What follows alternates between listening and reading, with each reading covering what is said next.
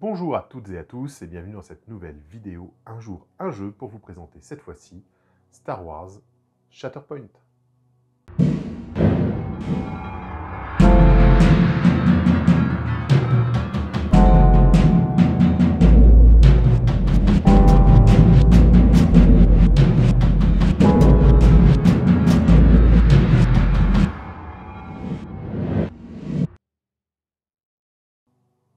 Star Wars Shatterpoint, c'est un jeu de figurines prenant part, bizarrement, dans l'univers de Star Wars.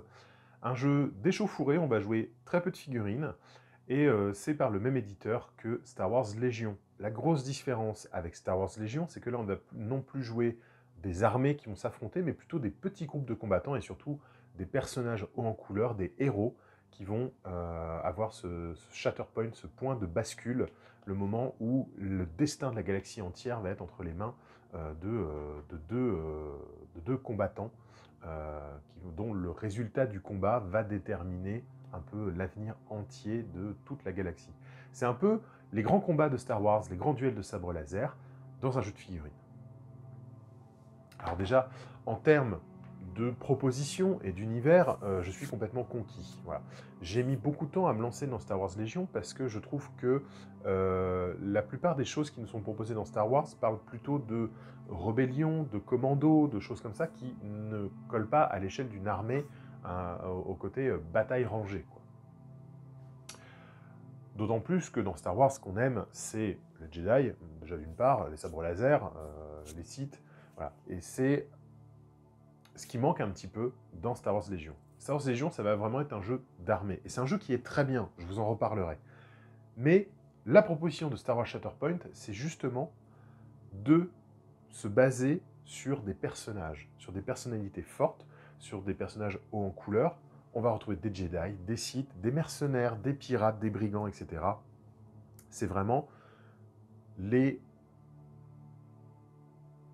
personnages clés de l'univers Star Wars qui sont jouables. Et on n'a pas besoin de prendre beaucoup de figurants pour pouvoir les mettre en valeur, contrairement à un Star Wars Légion par exemple. Mettons si je veux jouer à un 4 balais, il va me falloir 3 brigands, 3 chasseurs de primes pour aller avec lui, qui sont en plus des personnages qu'on retrouve dans la série Clone Wars, qui font souvent les coups avec lui. Si je veux jouer le même personnage dans Star Wars Légion, ça va être un personnage au sein d'une armée où il va y avoir plein de troupes qui ne correspondent pas. Voilà pourquoi j'ai un gros coup de cœur sur Star Wars Shatterpoint. J'ai dire Star Wars Légion, mais c'est aussi le cas. Et surtout, c'est un jeu, déjà Star Wars, qui est hyper agréable à jouer, qui a des mécaniques vraiment innovantes et dynamiques. Les mécaniques de Star Wars Shatterpoint sont vraiment très bien pensées. C'est un jeu qui est extrêmement dynamique, où on ne perd pas de temps, ça ne dure pas trop longtemps, en plus c'est quand même assez court, et c'est hyper riche d'événements et de rebondissements. C'est pour ça que c'est un jeu que j'aime énormément. On va retrouver un système d'activation alterné, mais au hasard, puisqu'on va chacun avoir un paquet d'activation. Le paquet d'activation, ça va être toutes les cartes de profil qu'on a dans notre bande.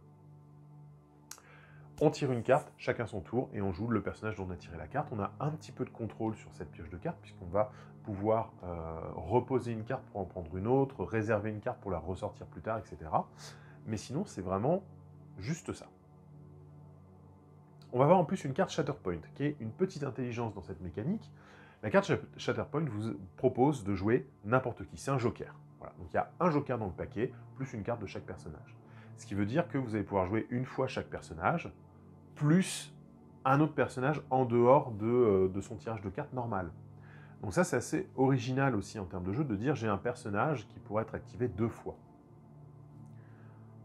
La deuxième mécanique qui est hyper intéressante, c'est que il n'y a pas de...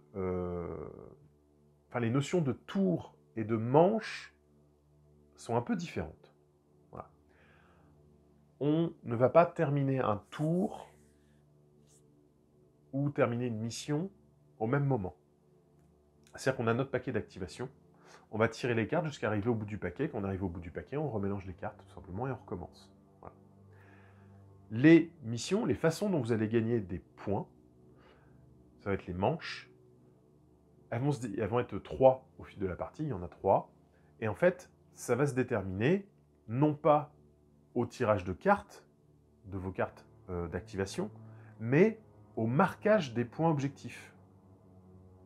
Et là, on va avoir un système avec une piste en fait d'opposition, avec un curseur qui va être au milieu, et le curseur va avancer et reculer, va aller vers un joueur, puis vers un autre. Voilà.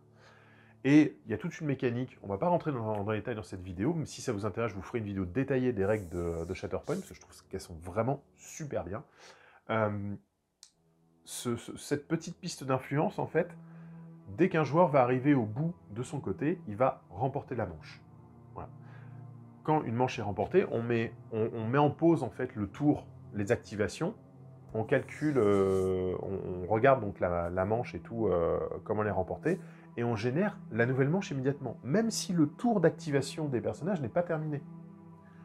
On génère la nouvelle mission, en fait on va tirer une carte qui va nous donner 2 missions, 2 façons de marquer des points, et c'est le joueur qui n'a pas marqué cette manche qui va choisir lequel des deux on va faire pour marquer.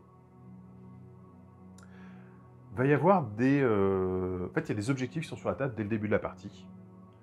Et on ne sait pas, au départ, quels objectifs vont nous rapporter des points. La première carte mission va nous dire, ces objectifs-là rapportent des points. Voilà. Donc, si tu es sur les objectifs, tu avances le curseur de ton côté, etc. Très facile. La deuxième manche, la deuxième mission, on va avoir différents types d'objectifs. Il va y avoir des objectifs favorisés. Donc il y a des objectifs qui valent plus de points que d'autres. Donc ils vont faire avancer plus vite la piste de confrontation. Et ça, c'est hyper intéressant. Ça a vraiment une richesse, une dynamique en fait qui fait qu'on ne peut pas jouer de manière statique et on ne peut pas jouer de manière défensive au jeu. On est obligé d'aller. On doit toujours avancer, se mettre en position, attaquer, pousser les trucs, etc. Et il y a toujours ce côté où c'est pas parce que tu as gagné une manche que tu es en bonne position pour la manche suivante. Et donc la partie se joue en 3 manches maximum. Le premier joueur qui gagne 2 manches remporte la partie. C'est aussi simple que ça. C'est juste ça. Et c'est génial. Et c'est génial. Voilà. Quand on active une figurine, on est hyper libre de ce qu'on fait. En fait, on a 2 actions pour la figurine et on a ses compétences qu'on va pouvoir déclencher, etc. C'est hyper riche. Les combats peuvent paraître un petit peu complexes au début, mais en fait sont hyper intéressants. Quand on va combattre, on va lancer un certain nombre de dés. Un certain nombre de dés d'attaque, et l'adversaire a un certain nombre de dés de défense. Tout est marqué sur les cartes. Les dés, ce sont des dés propriétaires, il y a des symboles dessus. Vous lancez les dés, il y a les symboles réussite, réussite critique, échec, et il y a des symboles de maîtrise. La maîtrise, on va se référer, encore une fois, à la carte de la figurine. Et la carte de la figurine va dire, ben, cette figurine, si elle fait 1 ou 2 maîtrises, elle peut faire tel effet. Si elle fait 3 maîtrises, elle peut faire tel effet. Voilà. Donc il va y avoir des effets différents. Il y en a, c'est des gros bourrins. Tu as une maîtrise, tu fais un dégât en plus. Il y en a, c'est un peu plus subtil. Voilà. Je fais 2 maîtrises, je peux pousser l'adversaire et me déplacer. Voilà. Il va y avoir plein de trucs comme ça. Et ce qui fait qu'avec un même set de dés, on a une proposition de gameplay infinie. Et ça, c'est assez génial. Les arbres de dégâts sont un peu compliqués en lecture, mais une fois qu'on est dans la partie, ça va très vite, c'est assez immédiat. Les arbres de dégâts, tout simplement, ça va être des lignes avec des embranchements. Alors si vous avez joué à Guild Ball ou des jeux comme ça, on connaît déjà ces trucs-là. Mettons, j'ai fait 4 réussites, en fait, je vais regarder ma carte, et il va y avoir 1, 2, 3, 4, et je vais choisir. Et s'il y a des embranchements, je vais choisir de quel côté je vais. Et je dois continuer sur mon embranchement, je ne peux jamais revenir en arrière. Et du coup, ça se fait très naturellement. Et on va choisir un petit peu, selon le nombre de réussites qu'on a fait, les effets qu'on veut déclencher. Est-ce que je veux être agressif, mettre des dégâts? Est-ce que je veux pouvoir pousser? Est-ce que je veux pouvoir me redéplacer derrière? Est-ce que je veux déclencher un effet spécial? Voilà, il y a plein de trucs différents et on va choisir selon les compétences du personnage. Certains personnages, des personnages assez puissants, vont même avoir le choix entre plusieurs positions. Donc en fait, pendant son tour, il va pouvoir switcher d'une position à une autre. Et la position va être, par exemple, d'avoir une forme d'attaque agressive, où on va avoir quasiment que du dégât dans l'arbre d'attaque, ou alors quelque chose d'un peu plus subtil, et du coup, quand on va retourner sa position, il va avoir un arbre qui va être un petit peu différent, avec plus d'effets de jeu, plus de variété. Et encore une fois, c'est une mécanique qui est simple et élégante pour permettre de jouer tout ce qu'on veut et de faire plein de profils différents. Et c'est-à-dire que même si on a un Anakin, un Dark Vador, un Dark Maul, etc., qui sont hyper puissants, ils sont super forts en corps à corps, etc., on a un personnage qui peut avoir tout autant de valeur, parce qu'en fait, il va être malin, parce qu'il va avoir plein de petits effets de jeu, plutôt que des gros dégâts. Voilà. On peut avoir un personnage qui n'a pas de dégâts sur sa carte. C'est envisageable. C'est envisageable. Parce que c'est un personnage qui aura des compétences qui vont se déclencher, qui aura beaucoup plus de jeux, de placements, etc. Et c'est un jeu à objectif. Donc les placements sont hyper importants. Voilà. Star Wars Shatterpoint, c'est un énorme coup de cœur. Et pourtant, ça rentre pas dans les jeux auxquels j'ai l'habitude de jouer. Moi, j'aime les jeux où on va avoir le choix dans les figurines. J'aime les jeux agnostiques. C'en est pas du tout un. J'aime les jeux où je peux faire de la conversion, je peux bidouiller, etc. C'est une échelle 40 mm et puis c'est du Star Wars et machin. Il n'y a rien sur le papier qui est là pour me plaire. Mais en fait, j'aime Star Wars. Je suis un peu un fan de Star Wars. Je pense qu'on est beaucoup. J'aime Star Wars. Et je trouve que le jeu retranscrit bien ce que j'aime dans Star Wars. Et le jeu n'est pas un jeu où on va juste s'affronter, se mettre sur la gueule et voir qui c'est qui fait le plus de dégâts. C'est un jeu de position, de prise de risque. C'est un jeu qui est dynamique et c'est un jeu qui récompense l'audacité. J'espère que cette présentation rapide de Star Wars Shatterpoint vous aura plu pour un jour, un jeu. La boîte de base qui est là, elle comprend tout ce qu'il faut pour jouer pour 2 joueurs. Il y a les décors, il y a 2 bandes de figurines au format plein. Hein. Ce n'est pas un format débutant qu'on va avoir dans la boîte, c'est vraiment le format standard de jeu. Et il y a tous les jetons, les dés, les réglettes et tout. Enfin, il y a vraiment... Le matériel est pléthorique dans cette boîte. Une boîte qui est peut-être un peu chère au premier abord, mais en fait, vous jouez directement avec ce qu'il y a dedans. Et il y a ce qu'il faut pour 2 joueurs. Et ça, c'est un truc que je trouve qui est hyper important. C'est-à-dire qu'on est sur une boîte qui est aux alentours de 150, 160 euros, ce qui est conséquent. Voilà. Je dis pas cher. Je trouve ça onéreux, conséquent, mais le contenu en vaut la peine. C'est-à-dire que ce que vous avez dedans, c'est le format de jeu standard pour 2 joueurs. Les décors, tout le matériel de jeu. Vous ouvrez la boîte, assemblage des décors des figurines, vous avez tout ce qu'il faut pour jouer. Il n'y a pas de truc à racheter à côté pour pouvoir être prêt à jouer. Il n'y a pas ce côté, c'est pour des débutants, on va mettre un petit peu moins pour apprendre. Ah non, là c'est vraiment le jeu complet. Et après, vous allez pouvoir acheter des nouvelles escouades. Il y en a plein, plein, plein. Il y en a des nouvelles qui sont annoncées très régulièrement. Il y a des trucs qui vont sortir de folie. Enfin, c'est... Le problème pour moi actuellement sur le jeu, c'est de me dire lesquels je ne vais pas acheter. Parce que mine de rien, ça coûte un peu cher. Alors ça coûte un peu cher, oui et non. À la figurine, ça va être un petit peu cher. En fait, on va être aux alentours de 50-60 euros. Une boîte de 4 figurines. Plus, 4 figurines et leur matériel de jeu, évidemment. C'est un petit peu cher. C'est un petit peu cher par rapport au nombre de figurines qu'il y a dans la boîte.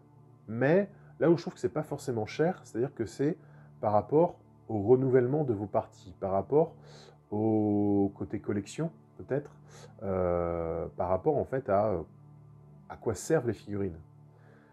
Une boîte à 50 euros, c'est la moitié de ce qu'il vous faut pour jouer au jeu standard. Donc avec 2 boîtes, pour 100 euros, on a une bande complète pour jouer. Sachant que la façon dont on va recruter les personnages est un peu particulière, un peu héritée justement de Marvel Crisis Protocol qu'ils ont fait avant. Il n'y a pas de système de faction ou truc comme ça. En fait, il y a des périodes. On a la période Guerre des Clones et la période République Galactique. Et il y aura peut-être, s'ils décident de le faire, la période... je ne sais pas comment elle s'appelle, la période de la post-logie. Voilà. Puis il y aura peut-être la période Ancienne République, et puis il y aura peut-être... Voilà.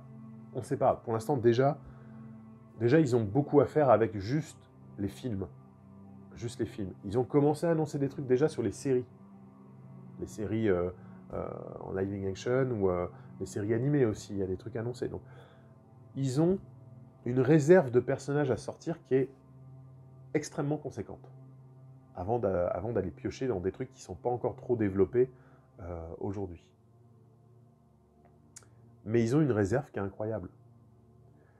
Et on peut imaginer tout ce qu'on veut, mais du coup, le système de recrutement, il fait que on recrute une bande par rapport à une période, donc il faut que les personnages aient vécu à la même époque. Il n'y a pas d'affiliation. Si tu veux jouer Dark Maul avec Ahsoka, ça marche. Tu as le droit. Voilà, si tu veux jouer... alors Dark Vador, c'est quoi comme... Bah, tu peux jouer Dark Vador et Leia, par exemple, dans la même bande. Ça marche. Tu as le droit. Alors ça, il l'explique. C'est pas forcément réaliste, c'est pas forcément fluff, etc. pour les fans. Mais en fait, il explique que c'est un héritage direct de Marvel Crisis Protocol. C'est le côté what if. Voilà. Et si il s'était allié à ce moment-là? Parce qu'après tout, Dark Vador, il s'est allié avec Luke pour vaincre l'Empereur. Parce qu'après tout, Ahsoka et Dark Maul, ils se sont alliés pour sortir pour s'échapper, enfin survivre sur le croiseur de la République. Il y a eu des alliances comme ça étranges. Et peut y en avoir encore. Voilà. Et du coup, ça veut dire que quand tu achètes une boîte à 50 balles de 4 figurines qui te fait la moitié d'une mini-squad, qui est déjà calculé et tout, c'est aussi jouable avec n'importe quelle autre boîte, techniquement. Tu n'as pas de système comme ça qui va te bloquer de faction, qui va te dire moi je collectionne que les sites. Alors tu peux, si tu veux, ne collectionner que les sites. C'est pas un problème. Hein. Mais tu te fermes beaucoup de portes en faisant ça. En même temps, c'est très site aussi d'être aussi absolu. Mais c'est-à-dire tu peux piocher en fait aussi dans ce qu'il y a. C'est-à-dire tu as envie d'avoir Cody avec Anakin, tu peux. Même si Cody il est dans la boîte de Obi-Wan. Voilà. Ils peuvent jouer ensemble et tout. Tu as un système de points, tu as des trucs. Donc c'est faisable. C'est à toi de voir. Mais tout comme tu peux jouer un des inquisiteurs avec Obi-Wan. Tu vois, je sais pas, ils se sont alliés pour la cinquième sœur pour battre Dark Vador, par exemple, tu vois, ou un truc comme ça. Enfin, il y a plein de trucs. C'est à toi d'inventer, c'est à toi de créer des histoires dans l'univers de Star Wars. Voilà. Donc, Star Wars Shatterpoint, c'est un jeu que je trouve excellent. J'ai pris beaucoup de retard dans tout ce que j'ai prévu de faire, mais il y aura des vidéos tuto sur la chaîne pour les décors et les figurines qui sont dans la boîte de base. Et puis, dites-moi en commentaire si vous jouez déjà à Star Wars Shatterpoint, si vous aimez ce jeu, si vous aimeriez vous y mettre. Et puis voilà, puis si jamais vous avez envie de me faire un cadeau de Noël, vous pouvez m'offrir une boîte de renfort pour Star Wars Shatterpoint.